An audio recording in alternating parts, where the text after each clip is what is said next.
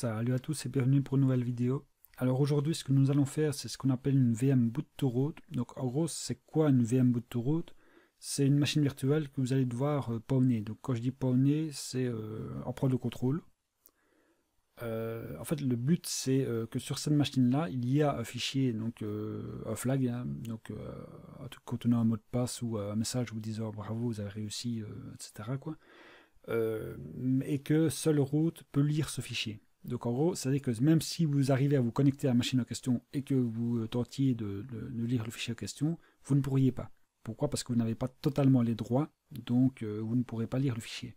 Donc le but c'est vraiment non seulement d'une certaine manière d'arriver à pirater, voire se connecter sur la machine en question, mais en plus de vraiment devenir administrateur de celle-ci, quoi. Donc voilà, c'est ce qu'on va faire en premier lieu. Enfin, c'est ce qu'on va faire ici, plutôt. Donc voilà, première étape, ben, ok, donc oui, je précise ici que, bon, déjà, c'est une machine que j'ai faite moi-même, donc ne la cherchez pas sur Internet.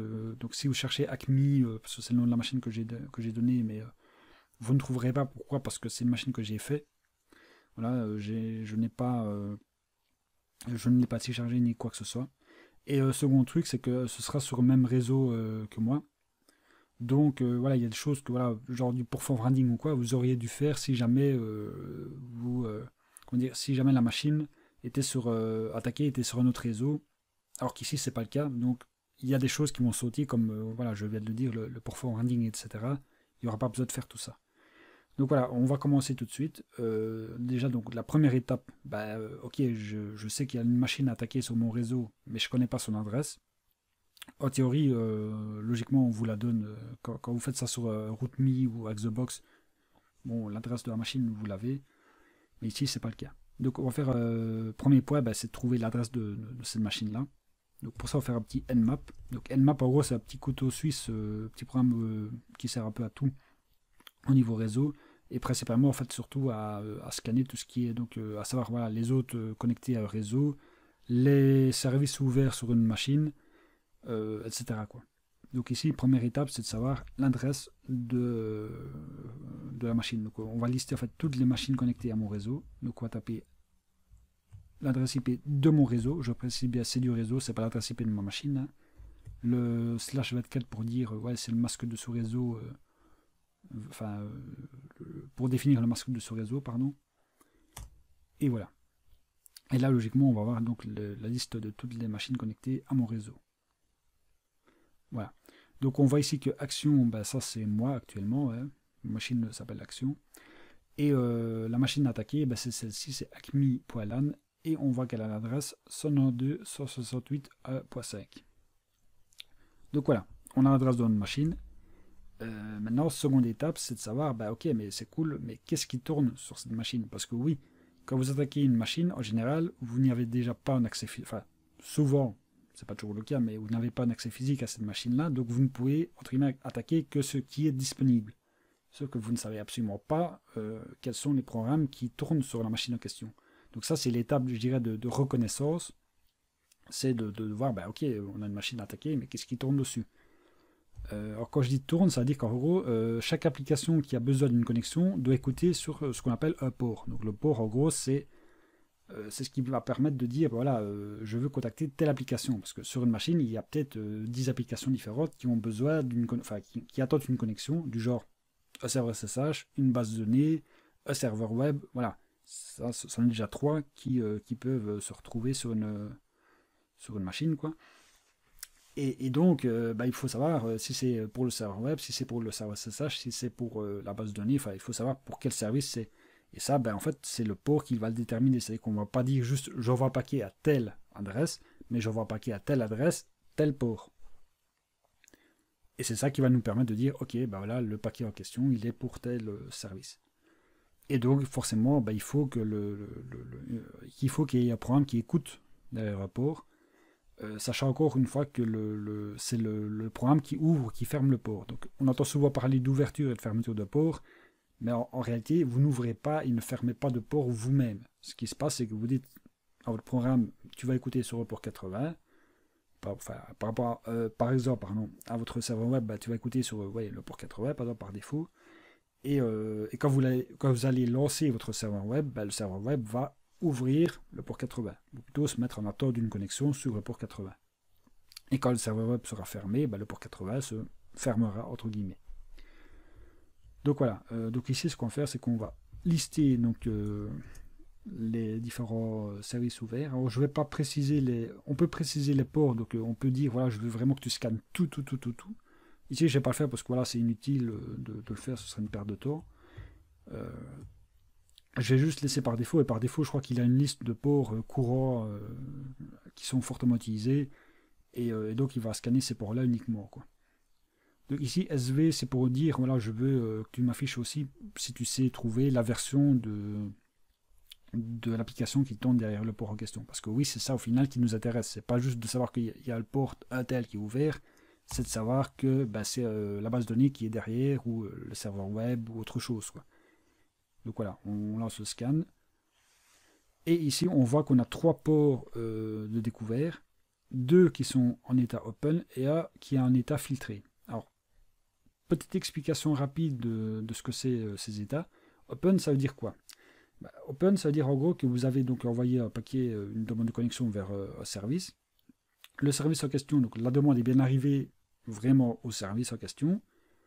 La machine regarde bon si le port entre guillemets est ouvert, si une application est en attente d'une connexion sur le port en question, et si oui, en gros elle vous renvoie une réponse en vous disant ok, c'est bon, on peut établir la connexion. Enfin, je dirais, j'ai bien reçu ta demande, il y a bien donc une application en attente d'une connexion et tout, on peut établir la connexion. Donc dans ce cas-là, elle vous renvoie un paquet, je crois que c'est un paquet SYN plus ACK pour vous dire ok, c'est bon, on peut communiquer entre nous, quoi. Donc là, vous savez que oui, le port est accessible. Pourquoi? Parce que vous avez reçu une réponse affirmative je dirais de la machine, quoi. Par contre, voilà, le port peut être closed. Alors closed, ça veut dire quoi? Ça veut dire tout simplement que même chose. Donc vous envoyez un paquet, la machine le reçoit, hein, pareil. Mais le port en question est fermé, donc il n'y a aucune application qui écoute derrière. Donc là, la machine va vous dire, écoute, j'ai bien reçu ta demande, pas de problème. Mais voilà, il n'y a personne pour l'instant derrière ce port-là, donc on ne va pas pouvoir rétablir la connexion, donc on va s'arrêter là. Mais la machine vous renvoie quand même une réponse pour vous dire, écoute, désolé, mais on va s'arrêter là et on va fermer la connexion là, quoi. Enfin, il n'y aura pas moyen d'établir une connexion, et donc on va s'arrêter là. Et donc ça, je crois que c'est un paquet SYN plus reset, je crois. Et donc si vous recevez ça, vous savez grosso modo que le port en question, oui, vous avez su y accéder, enfin vous avez su, entre guillemets, envoyer la demande en question, mais qu'on vous répond que non, désolé, on va s'arrêter là. Et puis il y a un troisième état qui est l'état filtré. Alors là, l'état filtré, c'est un peu plus spécial, c'est-à-dire que vous envoyez une demande, et en fait vous ne recevez pas de réponse. Donc ni positive ni négative, c'est juste vous envoyez la demande, et voilà, ça s'arrête là. Alors, dans le cas présent, qu'est-ce que ça signifie? Parce qu'encore une fois, voilà, dans le cas présent, ce genre de cas peut se produire, par exemple, si vous envoyez, donc si vous contactez un réseau distant, mais que le réseau en question, voilà, vous envoyez ça vers un routeur, donc vers un autre réseau d'un particulier sur lequel par exemple, tourne un serveur web sur sa machine et qui veut entre guillemets vous montrer via Internet. Mais le problème, c'est qu'il n'a pas fait de port forwarding de ce routeur vers sa machine. Donc en gros, le routeur reçoit la demande, ne sait pas ce qu'il doit en faire, donc voilà, il n'y aura pas de suite ou quoi que ce soit. Donc là, l'état du port sera filtré. Maintenant, dans le cas présent, je vous rappelle que je suis sur mon réseau local à moi. Donc techniquement, je dois pouvoir contacter la machine. Donc techniquement, le port doit être soit open, soit close, puisque j'arrive à accéder à la machine sans aucun problème. Sauf que là, c'est filtré. Donc, alors, ça veut dire quoi filtré? Ça veut dire tout simplement qu'on a un pare-feu, donc ici pare-feu logiciel, qui coupe volontairement donc, voilà, le paquet arrive à la machine, et là, il y a le pare-feu qui dit non, stop, tu t'arrêtes là. Donc voilà, comment dire, la machine ne reçoit même pas, enfin, l'application ne reçoit même pas la demande de connexion, donc elle ne sait même pas si j'essaie de me connecter ou pas, quoi. Pourquoi? Parce qu'il y a le pare-feu avant qui dit stop, tu t'arrêtes là. Pour 80, non, je refuse de le laisser passer. Donc ça veut dire qu'en gros, il est filtré parce qu'il y a un pare-feu qui l'en empêche. Donc voilà. D'ailleurs, on peut essayer de se connecter sur le port 80. Donc, pour se connecter, donc, vu que c'est un site web, ben, encore une fois, logiquement, je pourrais y accéder via... Enfin, je peux accéder au site logiquement via mon navigateur, pardon.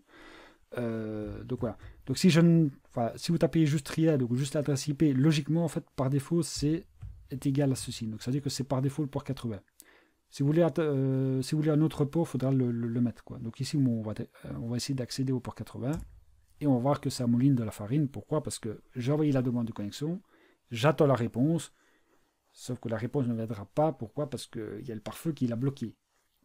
Donc en gros, ça va pas sauter pour 20-30 secondes, puis ça va mettre, désolé, mais dès les dépassés, voilà, il y a un problème. Mais on a vu qu'on avait donc un autre instant de notre serveur web qui est sur le port 1234 et qui, elle, est open. Donc logiquement, je devrais pouvoir y accéder.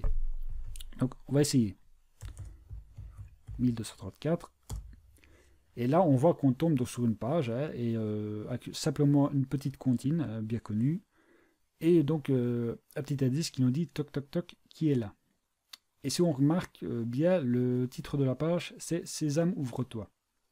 Bon, on se dit, bon, ouais, ok, ça a l'air d'être bien, mais je vois pas trop ce que je peux en faire. Donc, on peut tester plusieurs trucs du genre regarder dans le code source, voir si on n'a pas un commentaire qui nous a décrit quelque chose ou quoi. Regardez s'il n'y a pas un dossier admin. S'il n'y a pas un robot.txt, enfin, ce genre de truc de base, quoi. Sauf qu'il arrête tout ça. Alors, on pourrait faire un scanner pour essayer de trouver des dossiers et des fichiers, hein, donc ça, par Dirbuster pour le faire. Donc en gros, c'est du brute force, sauf qu'on n'essaie pas de trouver un mot de passe, mais on essaie de trouver des fichiers et des dossiers existants. Sauf que bon, là, je le sais tout de suite, parce que c'est moi qui ai fait la VM. On ne trouvera rien du tout. Donc voilà. Sauf que bon, voilà, on nous donne comme un indice, hein, et c'est que ça, enfin, si on réfléchit un petit peu, ça fait tout de suite quand même penser à des portes, enfin, à la notion de porte, donc en informatique de port. Et c'est vrai qu'on voit que ici, ça pourrait très bien être des numéros de port. Donc on se dit peut-être bien qu'il y a quelque chose derrière ces ports-là. On ne sait jamais, hein, qu'il y aurait donc un service qui se trouverait derrière un de ces ports. Donc on va faire un petit scan d'abord sur tous ces ports-là pour voir si, par hasard, l'un d'entre eux ne serait pas intéressant. Donc on va faire un petit... Cette fois-ci, on va préciser, donc on va pas faire un scan sur tout, hein, on va juste préciser les ports. Donc on va mettre le 123, le 456, le 789, le 10, le 11 et le 12. Adresse IP ou nom de domaine, ça marche aussi. Et ici, on voit qu'ils sont tous fermés. Donc, en gros, bah, dans ton cul, il n'y a rien d'intéressant. Voilà. Bon. Mais, on a toujours notre je dirais, cas un tout petit peu spécial, qui est notre port 80 qui est filtré. C'est tout de même un petit peu intriguant, ça. Hein. Parce que, logiquement, s'il n'était pas accessible, il serait close, il ne serait pas filtré. Donc, filtré, ça veut dire qu'on nous bloque volontairement la connexion. Donc, on se dit, il y a quand même un truc qui est un peu bizarre là. Alors ça c'est un truc, enfin c'est un petit truc que j'ai trouvé donc justement en faisant des CT, enfin des VM boot to root. C'est une notion qu'on appelle le port knocking. Alors c'est quoi le port knocking? Ben, c'est très simple. Si vous voulez ouvrir par exemple une porte, donc voilà, votre porte d'entrée, vous voulez l'ouvrir, il y a plusieurs façons de faire. Hein, donc la plus classique c'est utiliser une clé. Si c'est électronique, bah, avec un code. Mais il y a une autre façon un peu moins commune de l'ouvrir qui est en fait donc ce qu'on appelle justement le port knocking. Enfin, je ne sais pas si c'est un autre nom pour ça, mais bon. Et le principe, c'est en fait d'enregistrer une séquence. Donc vous allez toquer sur la porte selon une certaine séquence. Vous allez enregistrer cette séquence-là. Et si plus tard vous voulez ouvrir la porte, bah, il va falloir refaire cette séquence-là. Donc pas vous toquez 3 fois, vous laissez 2 secondes de blanc, puis vous retoquez de nouveau 3 fois. Bah, en gros, ce qui va se passer, c'est que pour ouvrir la porte, si vous tapez une fois, et puis après vous laissez 2 secondes de blanc, puis vous retapez 2 fois, bah, ça va comparer donc, cette séquence-là à la séquence qui a été enregistrée. Ça va dire, ah non, désolé, c'est pas la même séquence, donc voilà, il ne se passera rien. Par contre, si vous reproduisez exactement la même séquence, là, le système va détecter, ah, il a fait la bonne séquence, ok, c'est bon, j'ouvre la porte. Et ben le port knocking en informatique, c'est un peu la même chose, sauf qu'on va remplacer notre toc-toc physique par des ports, entre guillemets. Donc en gros, on va pas venir toquer sur la même porte selon une certaine séquence, mais on va venir toquer sur certains ports précis dans un certain ordre. Et en gros, c'était ce que comment dire, la comptine voulait nous indiquer. Donc en gros, la comptine elle nous dit, enfin, si on oublie tout le texte et qu'on prend juste les nombres, on a ici 123, 456, 789, 10, 11 et 12. Et en gros, ça veut dire que c'est ces ports-là, enfin, c'est dans cet ordre-là qu'il va falloir venir toquer pour effectuer l'action l'action qui va en fait ouvrir le port 80. Donc voilà, c'est ce qu'on va faire. Donc on va venir en fait interroger, enfin venir plutôt se connecter sur chacun de ces ports-là. Donc ça, pour ça, on va faire une petite boucle en bash. Donc on va faire un petit for. Voilà, ici, for, nom d'une variable qu'on va appeler P pour port. Hein, voilà. In 123, 456, 789, 10, 11 et 12. Je précise que l'ordre a de l'importance. Hein, donc voilà, donc si vous venez toquer sur le port 10 avant de venir toquer sur le 123, ça ne marchera pas ici. Alors, d'où NC, donc NC c'est pour Netcat. Alors Netcat c'est un autre couteau suisse du réseau qui permet en gros de venir dire voilà, je vais me connecter à tel port, à telle adresse IP à tel port, ou je vais mettre tel port en écoute et exécuter tel programme quand j'aurai une connexion sur ce port là, quoi. Donc Netcat c'est vraiment le truc qui vous permet voilà, d'établir des connexions un peu comme vous voulez, quoi. Donc ici en fait on va lui dire bah, voilà, tu vas venir te connecter sur les différents ports. Donc ça dit que voilà, au premier passage, bah, voilà, le port P voudra 123, donc ce sera Netcat 123, puis ce sera 456, puis 789, etc. quoi. Donc voilà, il va faire tout ça. Hop, alors là, nous, on a l'impression qu'il ne s'est rien passé. Pourtant, en fait, il a fait exactement donc, ce qu'on lui a demandé, c'est-à-dire qu'il a parcouru chacun des nombres ici. Et il est allé donc toquer, se connecter sur chacun de ces ports-là.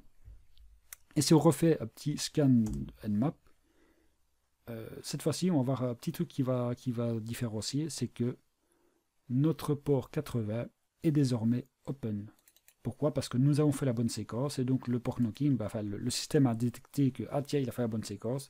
Donc la règle qui disait au pare-feu bah, bloque le port 80, on l'a levé et donc maintenant on peut passer, quoi. Donc voilà, ça c'est un petit truc sympa je trouve à savoir que ça existe. Et c'est déjà arrivé dans des challenges justement que voilà, j'avais une liste de ports et c'est que la première fois bah, j'ai pas compris qu'il fallait faire ça et c'est après en me renseignant un petit peu que j'ai eu ah oui tiens il y a cette technique là qui existe, quoi. Donc voilà, donc maintenant notre port 80 est ouvert, donc on peut logiquement y accéder. Donc si on tape juste l'adresse IP, pour rappel ça correspond à ceci, hein. On tombe sur un super site web très classique, hein, donc du texte, hop, un petit menu avec 3 pages. On regarde un petit peu ce qu'on a. Bon, là, rien du tout apparemment. Là non plus. Même chose, on va essayer donc de voir s'il n'y a pas dossier admin ou autre, hein, on ne sait jamais. On pourrait scanner donc pareil tout ce qui est dossier fichier pour voir un petit peu s'il y a des trucs intéressants. Mais je vous dis tout de suite, il n'y a rien d'intéressant, donc voilà. Donc on se dit, ben voilà, il n'y a pas grand chose. Mais ce qu'on peut déjà remarquer, c'est que si jamais on va sur une page à propos au contact, on remarque que dans l'URL, on a index.php et puis ici une variable p est égale à contact.php. Et ça, ce genre d'URL, ça doit directement vous faire penser, si vous connaissez un petit peu le PHP et tout, à une certaine notion qui est la notion d'include. Donc en gros, ce qui se passe, c'est qu'on on a l'impression qu'on va lui dire, ben voilà, va inclure la page contact.php. Alors comment est-ce qu'on peut s'assurer donc il y a bien donc un include possible? C'est tout simplement on va taper un autre nom de fichier, donc on va mettre par truc.php et on va bien voir ce qu'il va essayer de faire. Et là on voit que il essaye effectivement d'inclure la page truc.php. Sauf que la page truc.php n'existant pas, il n'arrive pas à l'inclure, donc il y a un message d'erreur. Alors autre truc qu'on va pouvoir vérifier, c'est de voir un petit peu, ok, est-ce qu'on sait genre inclure des fichiers qui se trouvent limite en dehors de notre serveur web. Donc en gros des fichiers qui se trouveraient par la racine.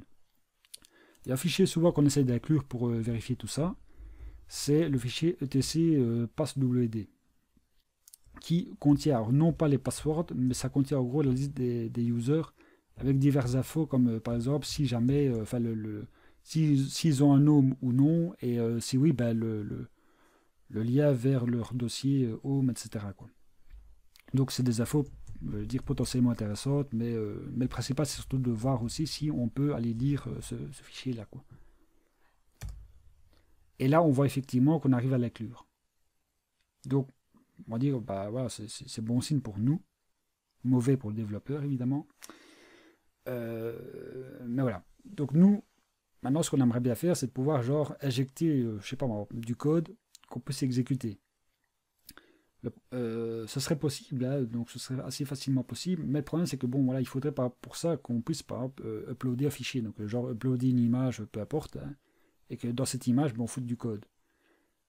Sauf qu'ici ben, on voit que notre site il est vachement restreint et qu'on n'a vraiment aucune possibilité, quoi. On a quasi que ça et c'est tout.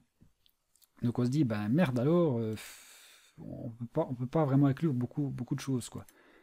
Donc voilà, on se retrouve un peu bloqué et on se dit, bon, comment est-ce qu'on pourrait exploiter ça? Donc ce qu'il nous faudrait, c'est un fichier dans lequel on puisse écrire et surtout qu'on puisse, enfin que le serveur web en tout cas puisse lire. Et en gros, il y a des fichiers dans lesquels vous écrivez, mais de manière inconsciente. C'est-à-dire que quand vous visitez un site, il y a des fichiers dans lesquels vous écrivez, ou plutôt dans lequel le serveur web écrit. Ces fichiers, bah, ce sont tout simplement en fait les fichiers de log. Donc en gros, vous visitez une page, il y aura dans un fichier de log que voilà, telle adresse IP a visité telle page, quoi. Donc si jamais j'essaie de visiter la page machin.php, j'aurai dans un fichier de log un fichier de log qui dira voilà, telle adresse IP essaie de visiter la page machin.php. Donc ça veut dire aussi que si je tape n'importe quoi là, comme par exemple du code PHP, techniquement, ce code sera inscrit dans un fichier de log. Donc on se dit, ah, là ça commence à devenir intéressant. Le seul petit hic, c'est que techniquement, les fichiers de log, seul root peut y avoir accès. Parce que évidemment, ça veut dire alors que déjà, bon, ça peut donner des infos intéressantes, et puis surtout, on pourrait utiliser ça, comme je vais te le dire, pour exploiter... à des fins d'exploitation, quoi. Maintenant, on peut se dire, peut-être que l'admin aurait fait une erreur et qu'il n'aurait pas autorisé n'importe qui à lire un fichier de log en particulier, par exemple. Et ça pourrait très bien se produire. Hein. Bon, voilà, encore une fois, c'est plutôt rare et tout, mais on ne sait jamais, ça pourrait se produire. Donc, on va essayer, en fait, tout simplement de inclure des fichiers de log et voir un petit peu, est-ce qu'on peut, oui ou non, les inclure. Alors le premier qu'on va essayer, c'est le fichier de log tout simplement de Apache, donc du serveur web, et qui se trouve donc dans var log, Apache 2 parce que c'est Apache 2, et si je me souviens bien c'est access.log par défaut ou error.log. Donc on va essayer access.log, et donc ici on voit qu'on a permission denied. Pourquoi? Alors soit deux possibilités, soit le fichier n'existe pas, soit on n'y a pas accès. Donc ça on ne sait pas, mais voilà, il y a de fortes chances pour qu'il existe mais qu'on n'y ait pas accès. Donc on ne va pas pouvoir réutiliser ce fichier là pour tenter une exploitation. Donc on se dit merde, voilà, bon, après il y en a plein d'autres, mais si on fait la liste des services donc, qui étaient disponibles, on se souvient que on avait aussi un serveur SSH qui possède également donc, des fichiers de log. Et le serveur SSH, je crois que le fichier de log par défaut c'est var log out.log qui stocke en fait toutes les tentatives de connexion par SSH. Et là par contre, qu'est-ce qu'on voit? On voit qu'on sait lire ce fichier-là. Donc logiquement, on n'aurait pas su. Hein. Logiquement, par défaut, on ne peut pas, mais il se fait qu'ici, on peut le lire. Donc ça veut dire quoi? Ça veut dire tout simplement que si jamais j'essaie de me connecter à un SSH et que je tape le nom d'utilisateur, je sais pas moi, bidule par exemple, et que j'essaie de me connecter.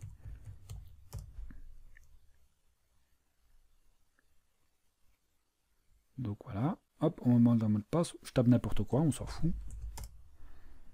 Alors forcément, il y a de fortes chances qu'ils me disent, bah oui, accès refusé, hein, logique. Mais ce qui est important ici, c'est pas d'essayer de trouver le mot de passe ou quoi que ce soit, c'est que ce qu'on a mis là, donc l'utilisateur bidule, ben, ça a été écrit, enfin la tentative de connexion a été écrite dans le fichier de log. Et on voit ici d'ailleurs que voilà, failed password for user bidule. Donc en gros, bidule a été écrit dans le fichier de log. Et ça, c'est ce qu'on veut, nous. C'est ce qu'on veut, c'est écrire dans un fichier et pouvoir éjecter, enfin, pour inclure ce fichier-là après. Et donc là, on a exactement ce moyen-là. On a un moyen d'écriture dans le fichier et on peut lire ce fichier-là. Donc en gros, l'astuce ici, ce qu'on va faire, c'est que ce qu'on veut, c'est injecter du code PHP ici, parce que c'est PHP, qui nous permettent, pour bien faire, par exemple, soit d'exécuter des commandes ou genre de choses, quoi. Donc ici, c'est ce qu'on va faire, on va exécuter des commandes. Donc en fait, on va inclure, enfin, on va mettre du code qui va nous permettre d'exécuter une commande.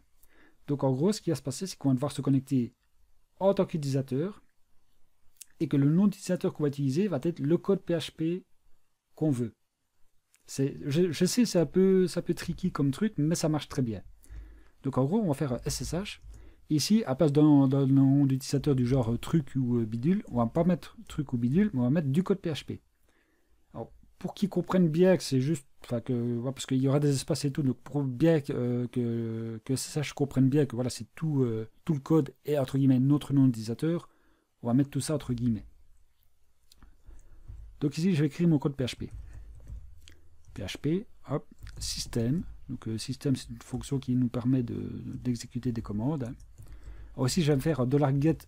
En gros, pourquoi est-ce que je fais $get? C'est tout simplement pour avoir la possibilité de mettre ma commande dans l'adresse, enfin dans la barre d'URL et de ne pas devoir chaque fois devoir comment dire, réécrire refaire une connexion SSH pour essayer toi d'injecter donc la commande que je vais exécuter. Donc ça me permet en fait d'avoir un petit moyen où voilà, j'ai juste à mettre la commande en URL et directement j'ai le résultat de la page, quoi. Donc voilà. Là, pareil, le nom de la variable, on met ce qu'on veut. Ici, je vais mettre juste C par exemple. Allez, hop. On ferme ici. On ferme le code ici. Alors ici, évidemment, pas oublier de mettre arrobas, l'adresse IP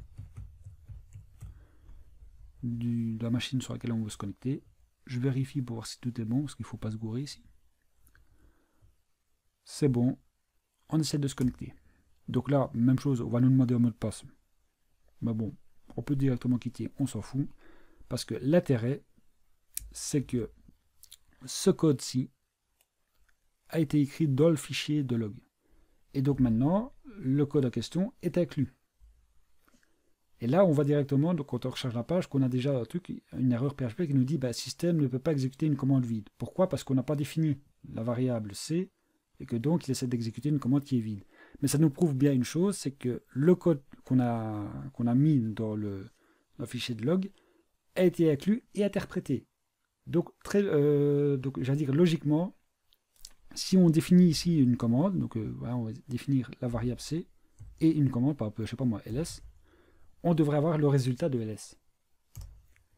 Et là, on voit effectivement qu'ici, on va ici index.php, page, test, et ça, en fait, tout ça, c'est le résultat de la commande ls. Donc, ça marche bien. On a bien réussi à injecter du code PHP dans la page, et vu qu'on sait lire la page en question, ben, on arrive à l'inclure. Et donc, on a comme ça un web shell en utilisant des fichiers de log.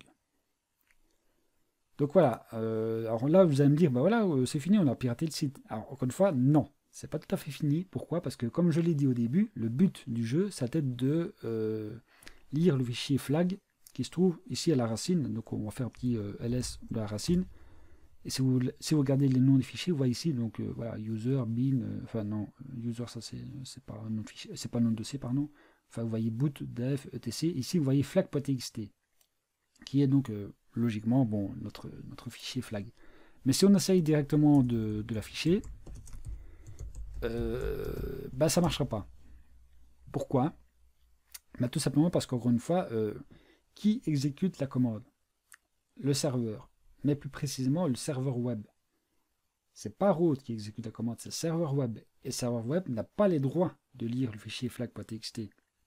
Donc ici, c'est pas fini. C'est pas fini parce qu'on doit être root ici. On doit être root pour pouvoir lire le fichier de flag. Donc la dernière étape va être en gros de passer root. Alors on pourrait se contacter du web shell, hein, ça pourrait marcher. Mais en général, souvent ce qu'on fait, c'est qu'on essaye je dirais d'avoir vraiment un shell dans une console. Quoi.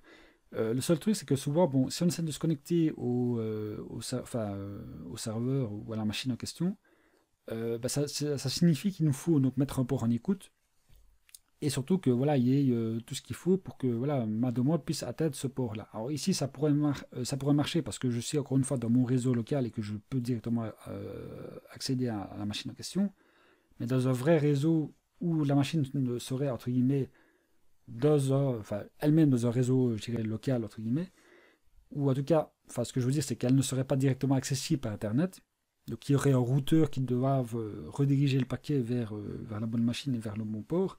Il faudrait faire en fait du port forwarding au niveau du routeur pour lui dire écoute, oui, c'est pour telle machine et voilà quoi. Chose qui ne serait pas faite par défaut et à laquelle on n'aurait pas accès, même en ayant piraté, je dirais, cette machine-là quoi. Donc le problème, c'est que le port forwarding, ce genre de méthode-là, ça ne pourrait pas vraiment fonctionner. En tout cas, pas dans tous les cas. Donc ce qu'on fait, c'est que on s'est dit, ok, je peux pas me connecter au serveur. Donc moi, machine A, je ne peux pas me connecter à machine B. Ici, je pourrais, mais on va parler de un cas, je dirais, où les deux machines ne sont pas sur le même réseau. Ce serait plus compliqué. Donc on se dit, voilà, si A ne peut pas se connecter à B, on va procéder de manière totalement inversée. Donc en gros, c'est pas A qui va se connecter à B, c'est B qui va venir se connecter à A. Donc en gros, c'est le serveur, ici le serveur web qui va venir se connecter à notre machine à nous. Et ce principe-là, on appelle ça un reverse shell. Donc en gros, c'est pour dire, voilà, c'est pas moi qui vais me connecter à la machine, c'est la machine cible en question qui va venir se connecter à moi. Et dans ce cas-là, c'est moi qui vais devoir faire un petit peu une config au niveau de mon réseau pour pouvoir dire, oui, ok, voilà, tu viens sur ma machine à moi, sur le port hotel, etc. Mais c'est mon réseau, donc logiquement, vous avez accès à votre routeur, vous pouvez configurer votre routeur, voilà, vous avez accès à tout ce qu'il faut, si jamais vous êtes derrière un routeur, etc. quoi. Donc logiquement, ça posera moins de problèmes que si vous deviez aller configurer ça de l'autre côté. Donc ça, c'est ce qu'on appelle le reverse shell. Alors, le reverse shell, il y en a plein. Hein, on peut faire ça dans tous les langages. On peut faire ça en bash. On peut faire ça vraiment. Pas bash. Shit. On peut faire ça vraiment dans n'importe quel langage. Il y a une page qui référence en fait pas mal de façons de faire. Hein. Et donc voilà. Donc vous voyez ici bash, Perl, Python, PHP, Ruby. Il y a vraiment 36 000 façons de le faire. Moi souvent j'utilise celle-là, mais encore une fois, il y en a plein qui marchent. Donc le but, encore une fois, c'est que dans le principe, voilà, on ait vraiment le résultat en question. Donc, on veut que le serveur vienne se connecter à nous, quoi. Donc, moi, j'utilise souvent celui-là. Et donc, on va devoir lui faire exécuter cette commande-là. Alors, déjà, deux petites précisions. C'est qu'ici, je vais passer ça via une variable d'URL. Le problème, c'est qu'il y a pas mal de caractères qui risquent d'être mal interprétés dans mon reverse shell. Donc, je vais devoir l'encoder pour être sûr que les caractères soient bien interprétés et pas... Par exemple, voilà, si je reprends mon reverse, je vois ici qu'il y a et ce et par défaut dans une URL, ça sert de séparateur. Sauf qu'ici, voilà, c'est pas un séparateur. Ici, ça fait partie de la commande. Donc il faut bien que je fasse comprendre à mon navigateur que non, je veux que le et il soit pas interprété, quoi. Donc je vais devoir ce qu'on appelle URL encoder. Donc en gros, c'est-à-dire de lui dire voilà, je te donne la valeur encodée du symbole.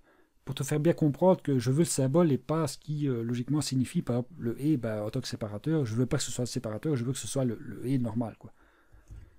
Donc voilà. Alors déjà aussi, autre chose, forcément ici, il faut modifier donc l'adresse URL et le port si besoin. Pourquoi? Parce qu'ici, en fait, donc on va dire, viens te connecter à moi. Donc en gros, c'est il faut que je mette mon adresse IP. Il faut que je dise au serveur, viens te connecter à telle adresse, donc à moi. Donc là, je vais devoir mettre mon adresse IP. Alors si je me souviens, c'est 63, moi, je crois. Donc c'est 192.168, pardon, .63. Et le port, en fait, là, vous choisissez absolument ce que vous voulez. La seule règle, comme tout, hein, c'est que le port ne doit pas être utilisé. Donc si jamais votre port 80 est utilisé, n'utilisez pas le port 80, évidemment.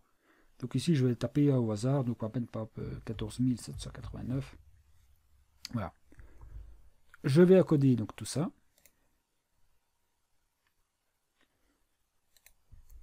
Donc voilà, il est encodé. Et maintenant, je vais pouvoir faire exécuter donc, cette commande-là à mon serveur web.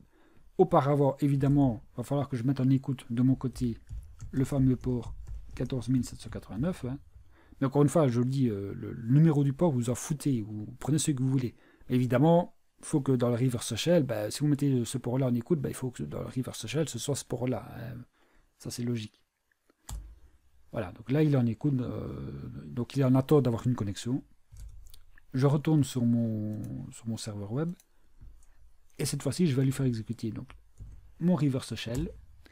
Et si tout se passe bien, logiquement, vous voyez que j'ai une connexion venant donc acme.lan, donc voilà, le serveur en question, la machine en question, est bienvenu se connecter à moi.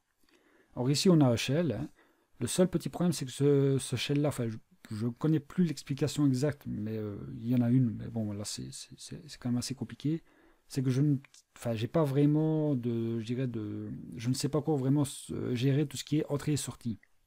Il y a une petite astuce pour ça, c'est que on peut utiliser Python pour un module de Python plutôt pour faire popper vraiment un shell qui est capable de gérer des entrées et des sorties. Donc par exemple, c'est utile, par exemple, si vous faites un su ou un sudo, on va vous demander un mot de passe, ça par exemple, ce shell-là n'est pas capable de le gérer. Donc on fait un petit python-c, import de certains modules qui s'appellent module pty, voilà, je sais plus pourquoi. Et la commande c'est pty.spawn, spawn, hein, AW, pas W1. Et puis la commande que vous voulez exécuter. Ici, on va faire bin bash. Non. / bin bash. Voilà. Et là, logiquement, voilà. J'ai un shell qui est capable, donc, en toute logique, de pouvoir gérer des entrées et des sorties. Mais vous voyez encore une fois ici, donc voilà, comme vous le voyez, je suis l'utilisateur www.data. Je ne suis pas root ici, hein, donc je suis sur le serveur, je suis connecté au serveur, je peux un peu me déplacer dedans et éventuellement faire certaines choses, mais je ne suis pas encore totalement root du serveur. Donc ici, il va y avoir une dernière étape qui est de trouver un moyen de passer root. Alors ça, il y en a plusieurs. La première à laquelle souvent on pense, c'est, ici ça fonctionnerait je pense, mais bon voilà, c'est pas la manière que j'ai choisi aujourd'hui de vous montrer pour passer root, c'est que très souvent, il y a donc ce qu'on appelle le kernel. Donc le kernel sous Linux, c'est vraiment le cœur du système d'exploitation. Et il se fait que de temps en temps, il y a des vulnérabilités qui sont découvertes sur certains kernels et qui permettent par exemple de passer root. Donc il y a des exploits tout faits qui sont quand même assez compliqués. Donc je sais que je dis toujours qu'il faut essayer de comprendre et tout, mais clairement, le kernel, c'est vraiment un des trucs les moins évidents à comprendre. Donc il faut avoir de solides connaissances pour vraiment bien comprendre comment ça marche, quoi. Donc, c'est pour ça que je ne vais pas vous montrer ça tout de suite, quoi. Donc, en général, au début, ce qu'on fait, c'est qu'on télécharge l'exploit, et puis après, on le compile, et puis après, voilà, on le lance. Donc, c'est vrai que c'est un peu à contre-sens de ce que je dis en disant, oui, il faut comprendre ce qu'on fait, etc. Mais le kernel, c'est vraiment un domaine qui est compliqué. Donc, pour un débutant, clairement, n'essayez même pas, quoi. Mais bon, ici, on va pas faire ça de cette manière-là. On va essayer ça d'une autre manière. Donc, ce qu'on peut faire si jamais on dit ouais le kernel il est à jour, il n'y a pas vraiment de vulnérabilité connue, donc voilà, c'est qu'on veut passer root. Donc le truc intéressant ce serait de voir qu'est-ce que root peut exécuter et plus précisément qu'est-ce qui appartient plutôt à root et que nous on peut exécuter, parce que oui il y a des programmes qui peuvent appartenir à root mais auxquels on n'aurait pas accès. Mais il y a d'autres programmes, ça c'est un concept sur Linux où vous pouvez donc dire voilà tel programme appartient à tel utilisateur, mais malgré tout, d'autres utilisateurs peuvent l'exploiter, enfin peuvent non pas l'exploiter, peuvent le lancer, l'exécuter. Et donc c'est ce qu'on va faire. Donc on va essayer de lister ces programmes-là. Donc on va faire un petit find sur la racine. Alors pour ne pas avoir tout, évidemment les fichiers, parce que là si on lance ça, on aura absolument tous les fichiers de tout le système, donc autant dire que c'est pas possible. On va dire déjà user, le user qu'on veut, c'est root, hein, donc tout ce qui appartient à root. Alors perm c'est pour les permissions. Ici je vais mettre plus 4000. Alors 4000 c'est quoi? Le 4 de voir grosso modo c'est le raccourci en nombre pour lui dire ce qu'on appelle le SUID. Donc SUID c'est vraiment un truc qui me dit voilà, un utilisateur ayant moins de niveau peut exécuter le programme, et quand il exécute le programme c'est comme s'il était le propriétaire du programme, quoi. Donc voilà, j'ai un binaire qui a ce SUID qui appartient à root. Ça veut dire que quand j'exécute le programme en question, c'est comme si j'étais root. Donc évidemment, il ne faut pas que ce programme-là ait des vulnérabilités. Pourquoi? Parce que s'il a une vulnérabilité, le programme en question, ça veut dire que je peux lui faire exécuter d'autres choses en tant que root. Donc là, c'est un gros problème, ça. Donc voilà, on va voir s'il n'y a pas des programmes qui ont donc ce SUID qui pourrait être très intéressant. Et alors, on va se taper pas mal d'erreurs aussi permissionniennes. Donc ce que je vais faire, c'est que je vais rediriger la sortie, parce que sous Linux, tout est fichier. Donc tout ce qui est entrée, sortie, erreur, etc. est fichier. Et sous Linux, pardon, c'est le fichier dont le nom est 2. C'est le numéro de la sortie, c'est 2 pour les erreurs, je crois. Et ça, je vais rediriger ça vers defnull. Donc defnull, c'est un peu, si on peut appeler ça, le trou noir, ou tout ce que vous ne voulez pas ou quoi, voilà, vous le tapez là-dedans et c'est perdu, quoi. Donc en gros, ça veut dire que tout ce qui est erreur, on va rediriger vers defnull et ça ne sera pas affiché. Je pense que là c'est bon. Donc on va cela, commande, et on attend le résultat. Ça peut prendre un petit peu de temps, mais voilà, ça ne sera pas très très long. Et logiquement, on aura la liste donc de tous les exécutables que nous pouvons lancer, mais qui appartiennent à root et qui ont le bit SUID. Là. Et donc, si jamais l'un d'eux possède une vulnérabilité, ça c'est très intéressant pour nous. Donc voilà, on a la liste de tous ces programmes-là. Et l'un d'eux va attirer notre attention parce qu'il se trouve déjà dans le dossier opt. Et déjà, le nom est bizarre, c'est top secret, écrit en lead. Donc là, on se dit, bon, celui-là, logiquement, il est un peu étrange.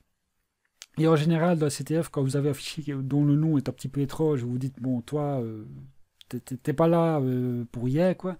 C'est que très sincèrement, c'est un fichier qui est probablement intéressant à regarder ou à exploiter ou tout. Donc ici, voilà, le fichier top secret, je pense, on va un petit peu investiguer là-dessus, quoi. Donc, premier truc qu'on va essayer de faire, c'est... oui, c'est un exécutable, hein, donc c'est un binaire, quoi. Donc, on va essayer de l'exécuter pour voir un petit peu ce qu'il fait. Hein. C'est le premier réflexe, logiquement, qu'on devrait avoir.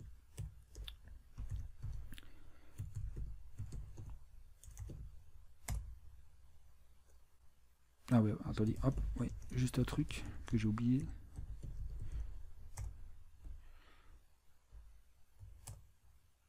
Voilà. Alors, il n'a pas l'air de faire grand-chose. Hein. La seule chose qu'on peut remarquer, c'est qu'il a l'air, en gros, en tout cas, d'effacer l'écran. Donc, vous voyez ici, donc voilà, j'ai appuyé quelques fois sur Enter, enfin, j'ai tout ça, quoi.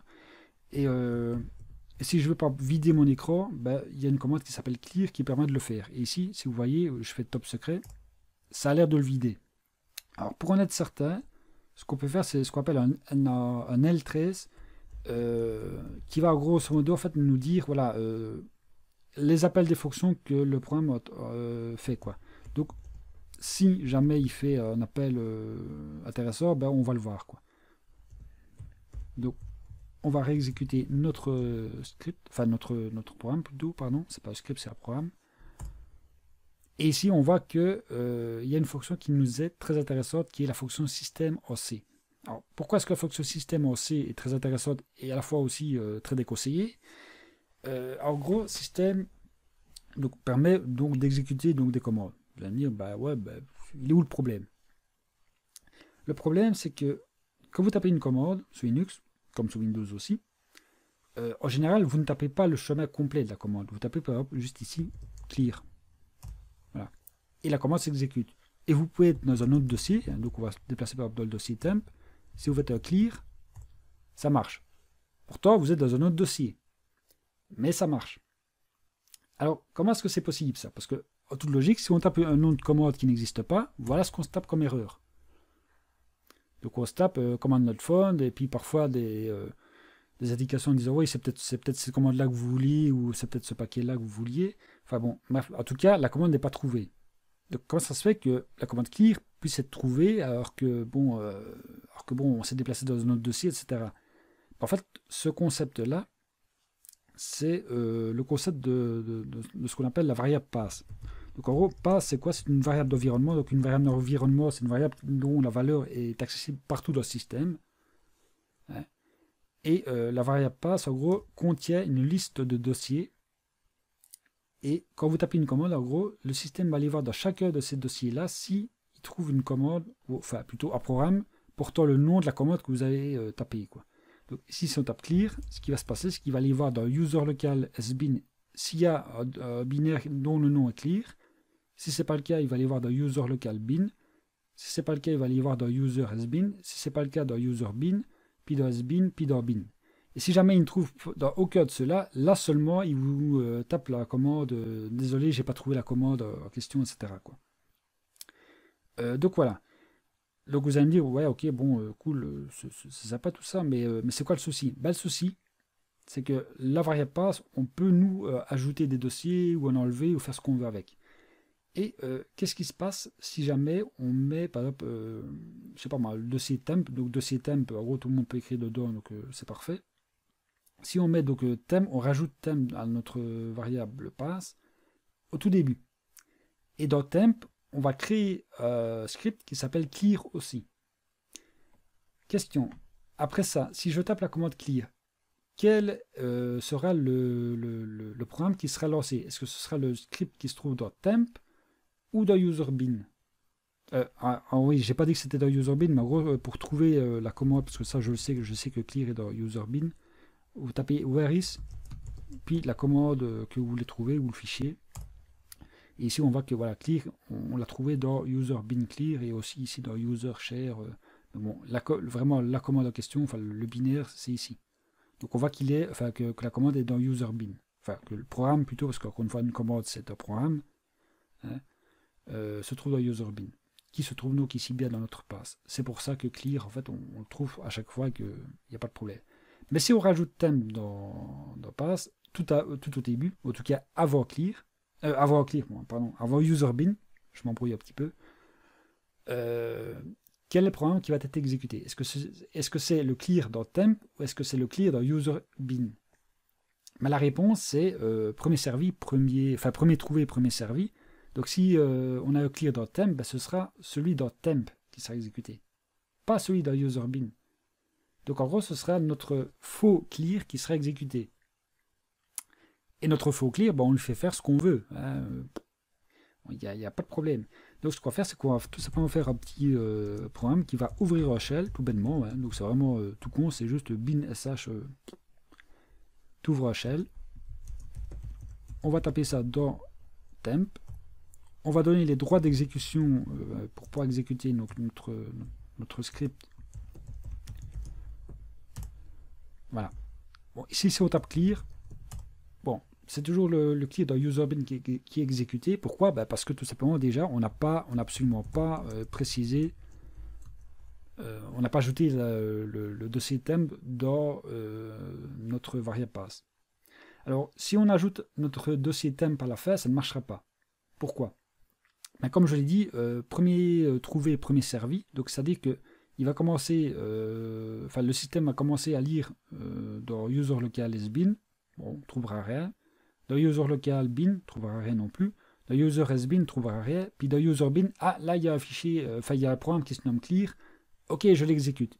Et le reste, je m'en fous. Donc en gros, si on veut que notre programme clear puisse se faire exécuter, il faut qu'on mette notre dossier temp avant.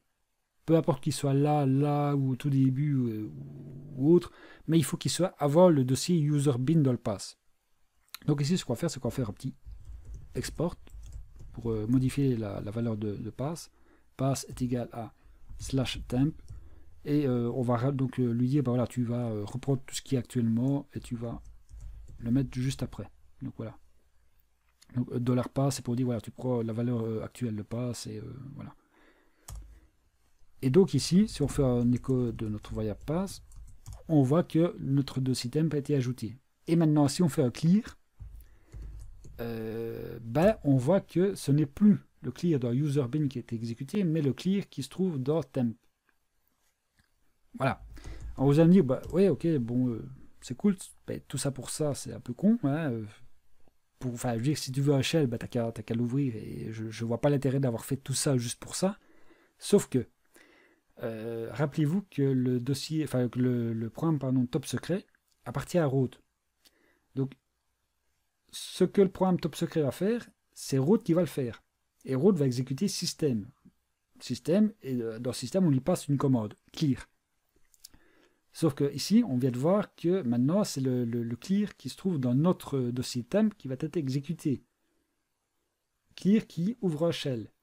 Donc tout ça va être fait en tant que root. Donc question, le shell qui sera ouvert par notre programme top secret, est-ce que ce sera un shell normal, donc utilisateur normal comme je le suis actuellement, ou bien un shell root? On va le voir tout de suite. On va tester, on va faire un petit hop, top secret, et on va voir tout de suite de quel type, enfin, ou du cas, quel est l'utilisateur, le shell, voilà, de quel utilisateur ça sera, quoi. Donc, hop, top secret, j'ai pas fait d'erreur. Et là, on voit directement déjà que ce n'est plus un dollar, mais un dièse, ce qui, logiquement, nous indique que nous ne sommes plus utilisateurs, donc www.data comme on l'était avant, mais qu'on est maintenant root. Et maintenant, logiquement, si on fait un cat du fichier flag, il se passe que nous pouvons. Pourquoi? Parce que maintenant, nous sommes root et que nous avons donc les droits de lecture sur le fichier de flag. Et donc là, voilà, nous avons pawné la machine. Là, on a réussi à lire le fichier de flag, alors qu'au tout début, on ne pouvait pas parce qu'on n'était pas, on n'avait pas les droits suffisants pour. Et maintenant, vu qu'on est complètement administrateur de la machine et qu'on peut tout faire, nous pouvons totalement contrôler donc la machine et donc lire le fichier en question de flag, quoi. Et voilà, ça c'est donc ce qu'on va faire là, c'est le principe de base, je dirais, enfin c'est le cheminement de base d'une VM boot to root. Donc en gros, vous commencez souvent par voilà, on vous donne l'adresse et tout. Vous devez découvrir ce qui tourne sur la machine, une vulnérabilité qui, je précise, n'est pas forcément web. Ici c'est un site web, mais ça peut être autre chose, hein, donc c'est pas forcément que du web. Mais le principe de base, c'est encore une fois vraiment de trouver une vulnérabilité, de pouvoir se connecter à la machine, et puis de trouver un moyen de passer root.